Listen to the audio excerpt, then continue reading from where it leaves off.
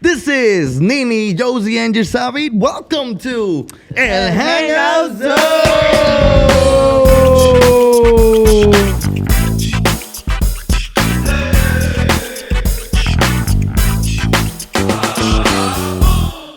How is everyone doing? We're happy to be with you today. We're happy to be able to communicate through these video cameras and through these audio. Nini's happy today. I'm happy. You know, when the female around you is happy, life is just happy. Simple. Like it's amazing. Amen. How's everybody doing today? We're doing excellent. Like your Sabi was saying, I am very happy. I'm excited about this show. Yeah. Today, I'm excited to be with the guys today. It's just a beautiful. Only today? It's because she's in a good mood. I'm in a good mood. I think it's the weather. The weather really helps my emotions. My like I'm a summer child. Like I love. Well, technically, I was born in the coldest month of the whole year, but I enjoy the summer. So this is just, I'm in my feelings. I'm in my groove. Hey, you feeling the vibe? I like it. I like it. We also want to remind everybody and thank everybody who subscribes to our channel, who gives it a like, who shares it. We really appreciate it. You help us grow little by little. And thank you for everybody who's always faithfully, there's a couple of people that are always sharing our stuff, and we're really appreciative of you guys. And we really thank you. There we go. That's a simpler word. And today we have a very special guest. I personally didn't know her before like that, but Michi, and this is what I wanted to tell her before that I didn't. But one of the reasons she's here is because I went and asked Michi, because we've been talking about women empowerment and the important role of the women in ministry and really anywhere, how important women are. I feel like sometimes even in church, which is the saddest thing, in church, women are kind of, pushed to the side, held back, pushed to the not side, valued, I would say. Not valued. Exactly. And I feel like that's not the way Jesus would have done it. Right. Jesus Christ, not our friend Jesus. But I asked Michelle, because we did the Spanish episode with Pastora Heidi, and I was, who should we invite for the women empowerment? Like, I want to have somebody. And for me, I value Michelle's opinion a lot too, because Michelle's very serious. She's very correct. She hasn't, done half the things we've done. And so for me, her opinion is very valuable. That's why she's our producer. Yeah. And Michelle said, well, you should ask Isamar. And I'm like, who was that? And then, between Nini and Michi, they they set it up, baby. Yeah, we set it up. So I'm gonna give you the privilege, Nini, to present our guest today. And it really is a privilege. Not only is she, let me just specify, Nini said that this is only her friend. Yeah. I just want everybody to know that. Wow. Okay, that was behind the scene, guys. If you guys want to be friends with Izzy, just send me a little application. I'll see if I approve or not, because as y'all know, I'm very jealous with my friendships, okay? Especially if they're great friendships like this woman is. I don't share them that easily, okay? How about us? I love you guys. You guys need friendships? Okay. We got guys here. So, this woman of God, this singer, worshiper, friend, daughter, wife, I'm so excited to be able to present her to you all today. It's someone that not only helped me get through my last year of NIAC when everyone left and we just found each other. And I feel is like a purpose friend, a friend that God put in my life for forever, no matter the distance, no matter where we are. And today she's here to share a little bit of her story. And we're excited to get this started. So Izzy, thank you so much for being here today. No, thank you guys. Wait, we need to do the intro right though. Say, and with us, with you guys, and then say your name. Oh, okay. And here I present to you guys Isamar. Yay! You were gonna make her miss all that, Nini. I didn't know y'all were planning that part. Jesus Christ, you're gonna make her list all that love. Y'all gonna make it. Look at her. You guys got her hot, blushing over here. Like what? Yes, I blush easily. By the way, I get embarrassed super fast. But thank you guys so much for having me. Thank you, Michelle, for recommending me. I love you so much. She loves you too. Nini. Like Nini was saying, me and her, we met at the last year of college, and let me tell you, it was a blessing blessing and a half. She really was a person who God put in my life to help me get through a lot of things. And I'm so grateful for her and Michelle that opened their doors, their dorm, for me to be there and to let out all my feelings and to help me out. So thank you guys. And I'm so happy to be here. Thank you. We just want to remind everybody out there, we're speaking about women empowerment. That's why we have these guests we're having, because for us it's very important.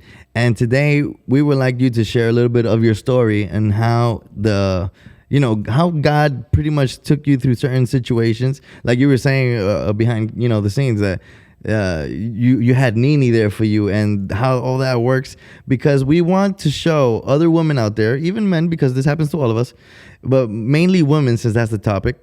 We want to show women that they don't have to be alone. They don't have to feel, they don't have to stay in that stage. We forget sometimes that stages are temporary, not, to live. So that's what I would like for you to do with us tonight. Yeah. No, that's so awesome. You talked about stages, and literally, like, that is what life is. Mm-hmm. I really believe that, each and every one of us who are placed on this planet has a purpose and has a plan, has a calling to fulfill. And sometimes in order for us to get there, we need to go on a process, stages, journeys. And I want to talk a little bit about my journey because, as you guys were saying, women empowerment, to get to a place where, at least where I am right now, and I know I have a lot more to grow, which I'm excited about. Like, I'm excited to hit my 40s in like 10 years and see where I'm at, spiritually, mentally, because I'm excited to grow. I think aging I'm excited for that for some reason. But I can tell you about how I got to where I am right now. And, a lot of people may see me on social media. A lot of my friends or family members may say, oh, wow, you have got it good. Or, it's so awesome that you're singing and doing all these things. And what happens is that, and I thank God for these platforms, because a lot of people don't see what happens behind the scenes, how people get there, how we get these opportunities. And so I'm really happy to be able to talk about that. Yeah, because I feel like, sorry to interrupt you, because there's one thing I believe a lot. Everybody looks at and sees the success. They don't know the story. They don't know the story or the struggles. They don't know the uphills you have to go through and all that stuff, the challenges. So we're very excited about this. I don't know about you guys, but So I want her to start already. So I'll get right into it, because as you were saying, there's a lot of different topics that I can talk about. But today I find myself really empowered. And very in a secure place, confident, confident. I feel like I'm a confident woman. I feel like I know who I am at my core. And although I have days where I feel insecure, and some days where I'm like, oh man, I wish I had this a little bit better, or I wish I lived here, or I wish I had this, at the core of me, I'm happy. And I'm joyful, and I'm grateful. Yeah.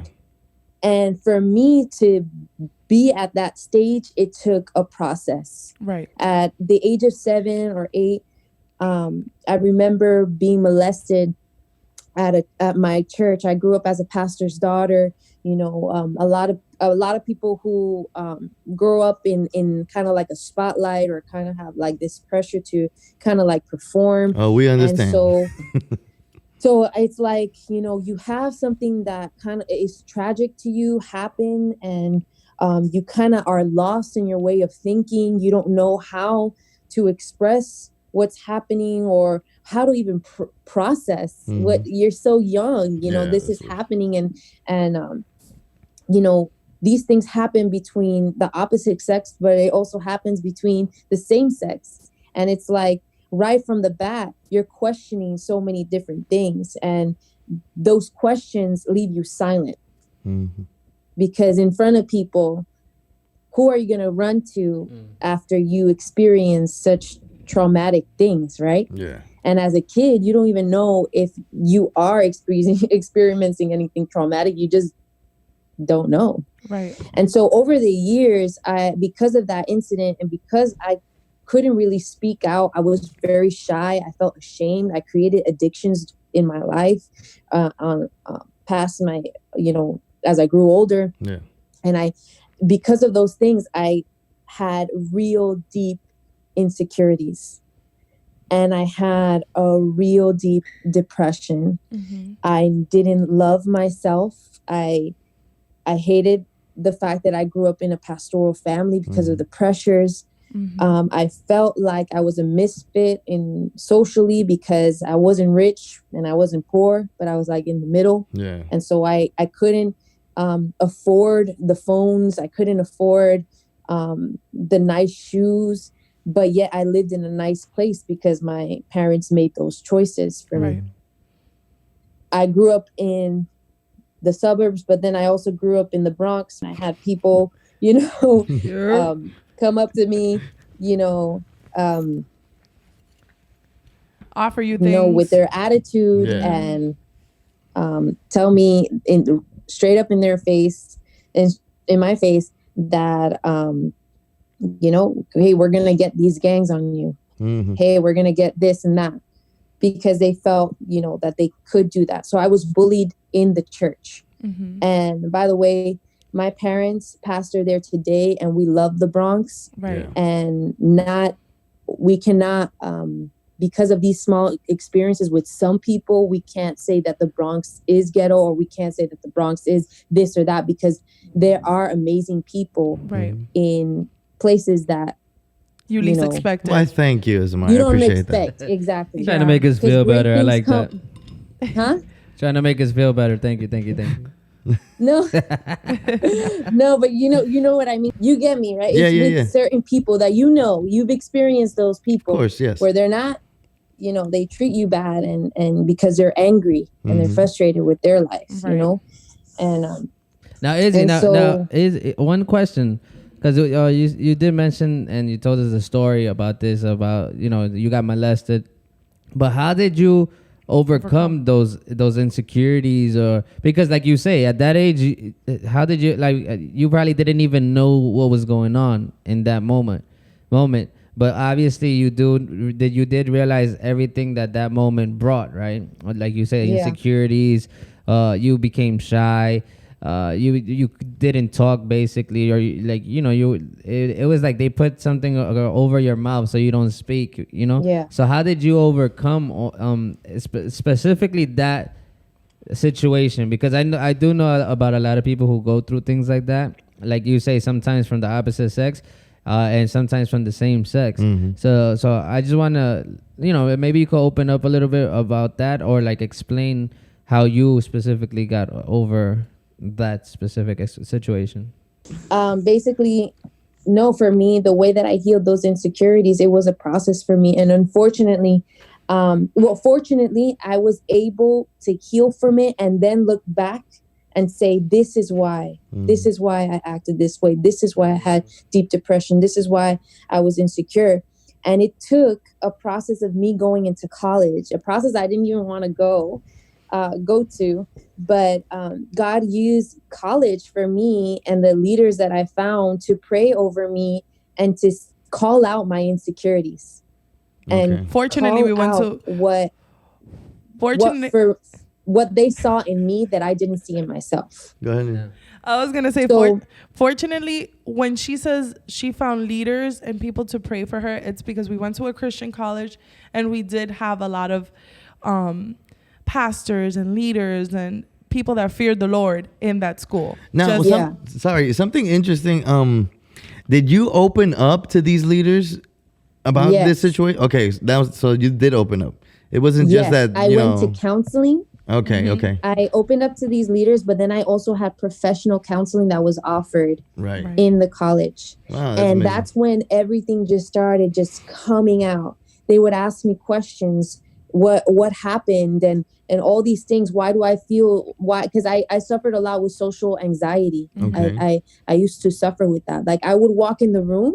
I don't know if you've ever experienced that, where you walk somewhere and you feel like all eyes are on you, boom, and you feel judged automatically. Okay. And I would feel that on a constant basis, and I just felt like it wasn't something that I could live with anymore. And I started expressing that. And then deep deep down in the core, it was how what happened in my past. Mm-hmm. So that really helped me to heal, to first to recognize, right? Right. To recognize, to give me the tools that I needed to heal, and to also move forward, to take the right steps, to live a free life, to live a healed life. Mm-hmm. And I think that was one of the really profound, soul awakening moments of my life, where I said, this is going to change my life entirely. And it did. And I have now the tools that I've used over the years on where my identity is, how I get my joy, how I am more. We think that we lack in things, and in reality, there's so many people who are suffering from poverty and suffering from, getting their meals, having shelter, having water, all these things that we take for granted on a daily basis. And it keeps me moving in the right direction.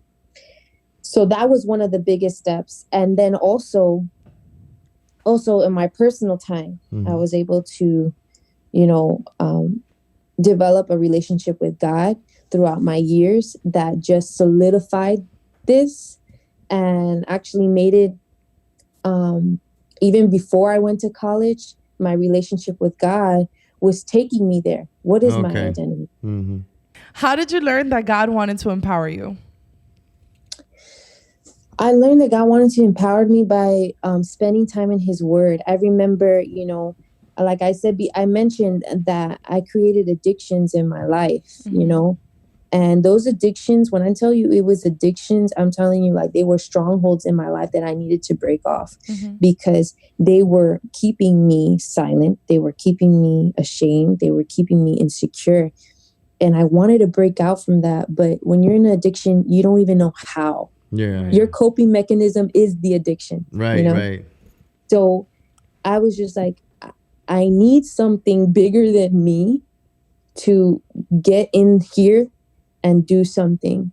And I remember having moments on the floor of my room and just crying out and saying, God, like, I don't know what you're going to do. I know that you say that you want a relationship with me, but you got to change me. You got to change me. You got to free me. But I feel like that was important, because you kind of took that decision, like, regardless of the situation you went through and how it affected your life, you kind of took that decision to seek, like that, just simply saying, God, if you want something with me, then you need to, help me, or you need to change something. I feel like that's the turning point. You know what I'm saying? It's one thing always feeling sorry for yourself, and I'm not, being unsensitive or nothing. Please, I want to be very respectful about people who go through this. But when you take that determination and you say, no, I cannot keep living like this, I cannot keep carrying this burden, that's when I feel like something supernatural happens, right? Yeah. I agree. 100% is a decision. And I feel like God takes us into different processes where we get to decide. We get to decide if we want that freedom or not, if we want a deeper level with Him or not, if we want to seek a relationship with Him. And what He does is, like, He woos us in. Right. Like, that's amazing. Yeah. Yeah, He woos us in, whether it's something like insecurities, or whether it's something good, whether it's something bad, whatever it is, He'll woo us in. And for us to really see that, there's a God, there's somebody bigger than us that is in control of this, something that I'm not in control of. And when I was in my room crying and saying, God, because it's funny how life works, because there is a verse, I think, in the Bible that says, Dios calla de amor, like God, He quiets in love. Okay. So you can be going through, like, really, like, deep issues that nobody knows about. And then people see you through the eyes of grace. Wow. That's amazing. So it's like, look at how good God is. Like, He knows that I'm struggling. He knows that what I'm living inside of my home, what I'm living inside of me, is so dark and so ugly, yet He allows people to see what he sees in you and calls you out from there. And in this challenge, or in all of this that you were feeling, Isamar, where do you find yourself finally winning at life, winning at taking control of yourself again? Well, she did mention she was married recently. She didn't say that yet. Oh, my fault. Where do you find yourself winning though? In the midst of all of this negativity, in the midst of everything that you were going through emotionally, mentally, physically, where is it that you find like that pivotal moment where you just like boom? Oh, I see.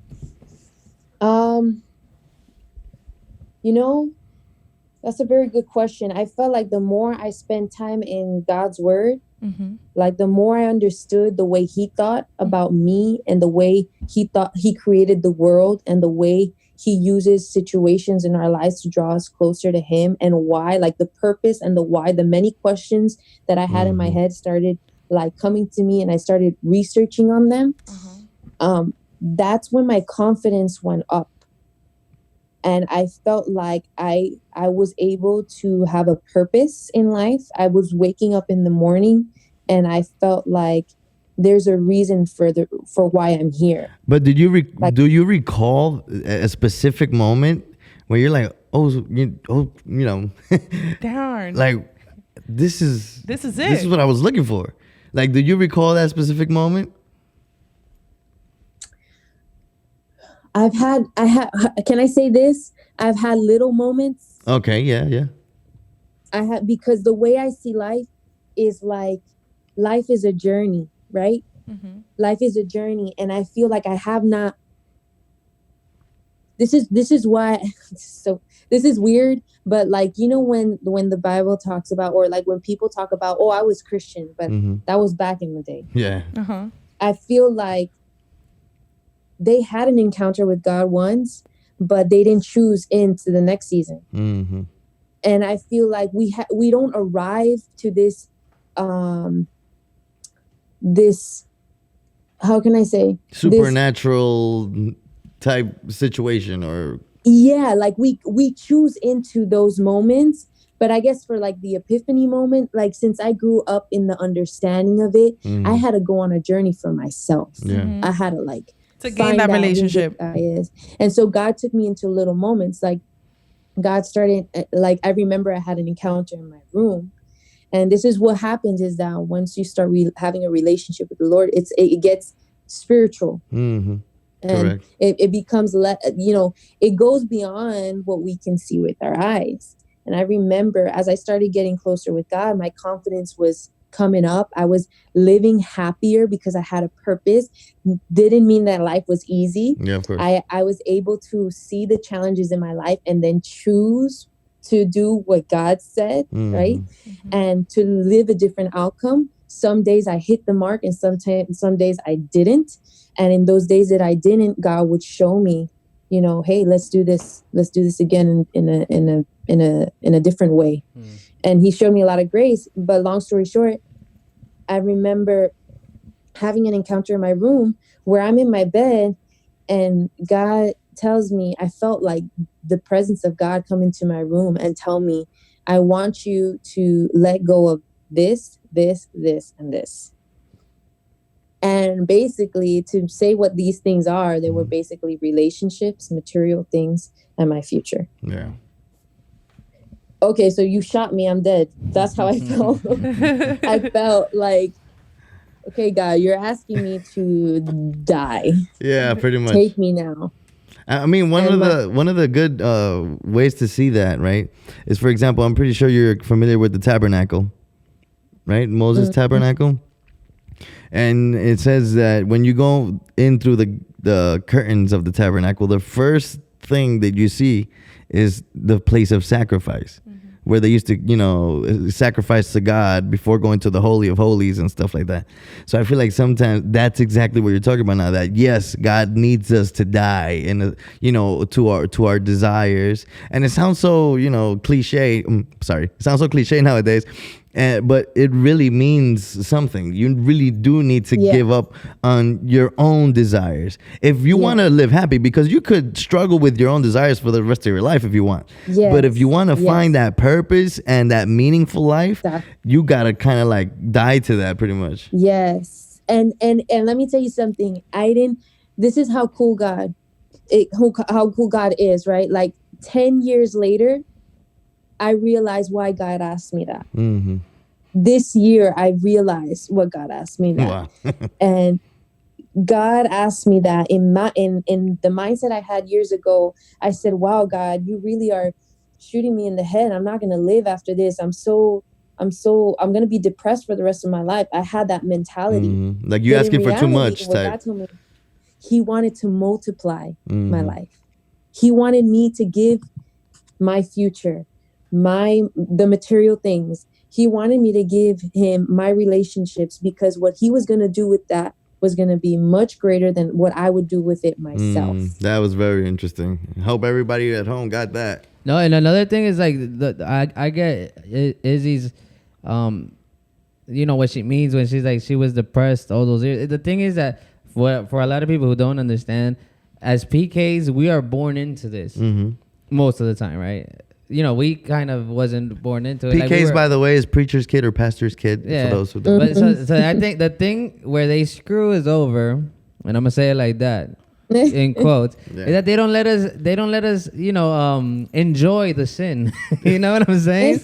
It's because they already plant that seed in us where we know when What's right and wrong. Yeah, when we know what's right and wrong. So when we're doing the wrong, we can't even enjoy it. Yeah, because to our the conscience fullest. is like, bro, Exactly. this is wrong. So and I experienced the same thing, because I used to, you get those moments of fun and those moments where you was like, oh yeah, it was lit, but we could never enjoy it to the full extent. That's kind of what Izzy was saying. Yeah. And excuse me for calling you Izzy, but it's just simpler for me. No.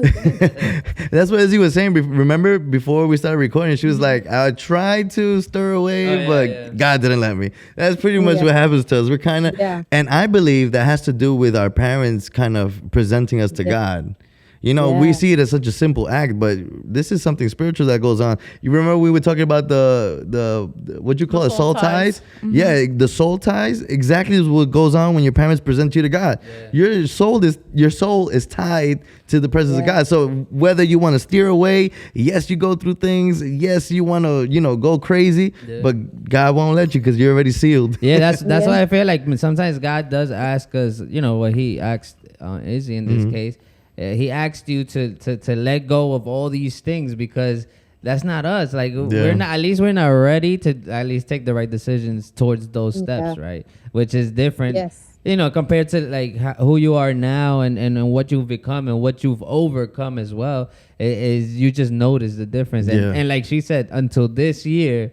I don't know how many years that passed. She said 10. Oh, 10 years? Probably like 10. She was All 20. right, so 10 years had to pass for you to see the reason why. Yeah. And that's crazy. That's just unbelievable. And I feel like in this context, like women need to understand sometimes that the processes don't take 1 month, 2 months. This was years of Isamar having to battle, having to go to counseling, having to speak to people. Although her parents are pastors, we have to understand, during this time, she still needed to go through her own journey before she can make everything tie in together. She had to heal. She had to confess. She had to let out. And sometimes we go through certain processes where we want it to be from one moment to the other. We want a confirmation right away because we can't wait any longer. But she had to wait a good 10 years is a whole decade. We have to understand that to get to a place where women are secure in themselves, it takes a while, because there's so much kinks between the anxieties, between the insecurities, between the stress. Everything needs to kind of make sense to us, and then we can kind of make it to be a sense to anyone else, right? Izzy? Yeah, I agree. And Izzy, just to wrap things up, because our time is kind of running out. All right, so, you go through this, just to resume a little bit, right? You go through this, or summarize, sorry.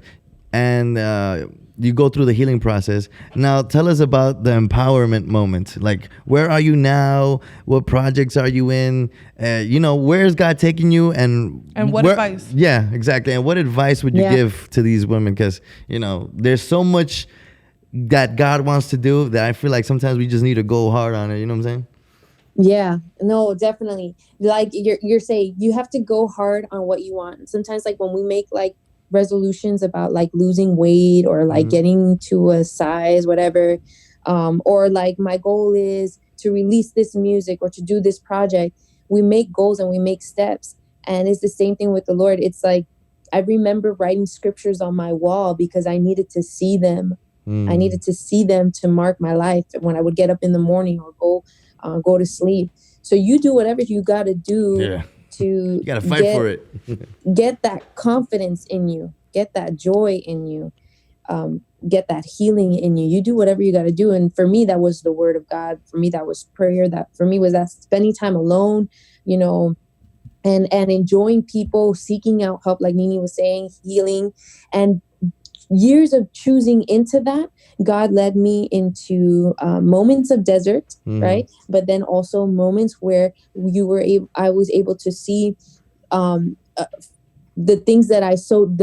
I like to put it this way, my mom puts it this way, I should say, all those tears that you sown in the quiet times or when you were by yourself, they're like seeds that you're planting on the ground to bloom amazing flowers or amazing fruit. And that's what happens with the Lord. These times where you're going through the tough seasons, working on yourself, it will show in the later years. And for me, one of the promises that God made for me when I was young, I was 16. God never said that I was going to sing. He never said that I was going to do an album, but he did say that I was going to be married. Okay. And that it was going to come soon. So that was a promise that I waited about 11 years for, right? Because 17, 18, 19, 20, 21, 22, 23, 24, 25, 26. She said, 11 years for. I didn't date. Didn't. So, okay. You were just waiting on the promise. I was waiting on the promise, and dating is not bad. Of course, yeah. When I felt like I was ready, I started giving opportunities, but I knew right away that it was not going to go anywhere. You kind of sensed the vibe. It was really hard. There were heartbreaks. There were heartbreaks, but God was able to take me. I learned a lot. In those seasons, and I was able to meet the right person. So I'm married now. I have an EP that's coming out soon. I have an album out. Wow. I have a couple singles out, and they've all been songs about my process. So that is just a little bit of the fruit of all these years choosing in to let God work in my heart, make me confident in him, giving me identity, giving me purpose. And to the women out there who are looking for something to empower them, be empowered by who God created you to be. One of the key things that I've learned is that everything in this world, relationships, houses, material things, everything in this world can fade away. But the only thing that remains is God and who you are in him. That's right. Wow, that's great. So get to know God, get to know yourself, read the word, what God says about you. Get that confidence in, because you have a life of purpose ahead of you. That's amazing. And just to recap everything, I just want to make sure everybody remembers that this is something that if you have identified with, could help you turn your life around. You don't have to live a sad kind of life, I guess you could call it, or a depressed life. You don't have to continue with that life. There is a way out, and God wants you to find that way out. It's not that God is just waiting for you to finally get a decision. No, God is kind of looking for you to find that for yourself. God doesn't want you to live in that stage. He wants you to overpass or overcome that stage. So for all you women out there, for all you guys too out there who have identified with this story, it's very important, if for lack of a better term right now, it's very important for you to, like Izzy was saying, you got to go hard at it. This is a challenge. The Bible says your battle's not with flesh, but with spirits and all this stuff. So this is a battle. This is not something that's going to go away next week or anything like that. You know, this is something you have to fight for it. You have to look for it. You have to do a research about it. You got to seek it out. And eventually, you know, you'll get to that stage where you're like, you see the purpose of what happened in your life. And I think that's pretty much what Izzy has shared with us. It's very special, and we're very appreciative of it.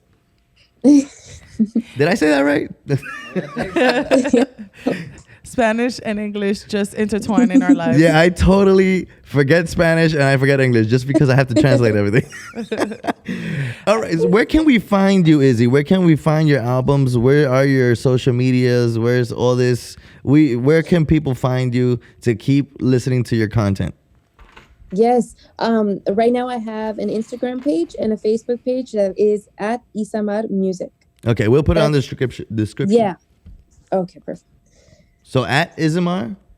At Isamar Music. Isamar Music. Thank you so much, Izzy, for being with us tonight. It was a pleasure getting to rekindle with you again and getting to get a little sense of who you are, who Isamar is, but more importantly, getting to connect to someone out there who I know will feel empowered with the testimony that you have given us, with this moment of just being you and pouring yourself out in this time. You are very dear to me. I love you so much. I am so glad that God crossed our paths, like I said in the beginning, and this is just to more projects together. I'm gonna declare that from now. Yes. We concur with that. I'm here for it. No, thank you guys so much for inviting me, like thinking about me. Thank you so much. This has been amazing. I'm very, very thankful and appreciative too. Yay. I'm really, really thankful. Thank you guys.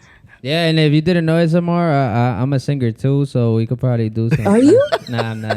But your savvy is. I'm not a singer at all. But he plays. Listen, you have a band here. One plays I'll promote them. One plays the drums, the other one plays the piano, produces music, and sings. So, girl, I'm telling you, our projects don't end You here. should do something then. Yeah, with it. I'm down with it. Yeah. All right. Awesome. I'm the manager because I gotta promote them because my hidden talents is promoting other people's Promoting and marketing. Hey. You know, business marketing. Izzy, you know. All right, guys. Till next time from El